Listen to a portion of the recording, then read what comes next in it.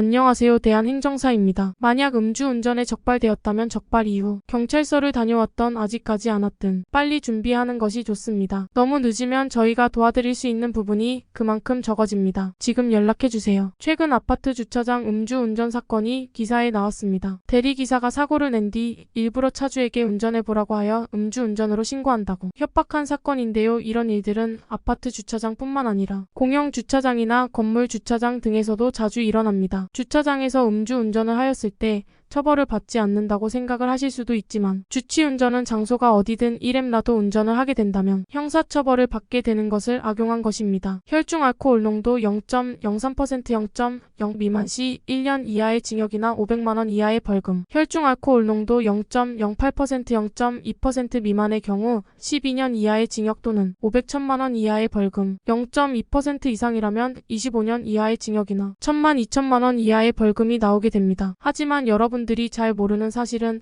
행정처분인 면허 취소는 상황에 따라 처분이 내려질 수도 있고 안 내려질 수도 있습니다. 왜냐하면 도로교통법 기준에 따라 술을 마시고 운전을 하는 행위는 도로에서 일어날 경우 처분을 받게 되지만 반대로 도로가 아닌 경우에서 적발이 된 경우 형사처벌은 받아도 행정처분은 면하게 될 수도 있는 것입니다. 따라서 만약 여러분이 주차장 음주운전에 단속이 되었다면 아파트 주차장, 공영 주차장, 건물 주차장, 식당 주차장 등 많은 주차장에서도 본인이 단속되었던 장소가 도로에 해당이 되는지 파악을 해야 하는 것이 가장 중요합니다. 기준을 설명해 드리겠습니다. 아파트 주차장의 경우 출입구가 하나로 이어져 있고 아파트 입구에 차단기가 있는지 확인을 해야 합니다. 만약 차단기가 없는 경우라면 그곳을 관리하는 사람이 있는지와 어떻게 이용이 되고 있는지 확인을 해야 합니다. 누구나 자유롭게 드나들 수 있는 곳이라면 도로로 간주하여 면허에 대한 처분이 내려지게 될 가능성이 높습니다. 이렇게 변수가 많고 잘 해결된다면 면허 취소 처분을 받지 않을 수 있는 주차장 음주운전의 경우는 음주 전문 행정사의 도움을 받아 올바르게 대처를 해야 하는 게 가장 좋습니다.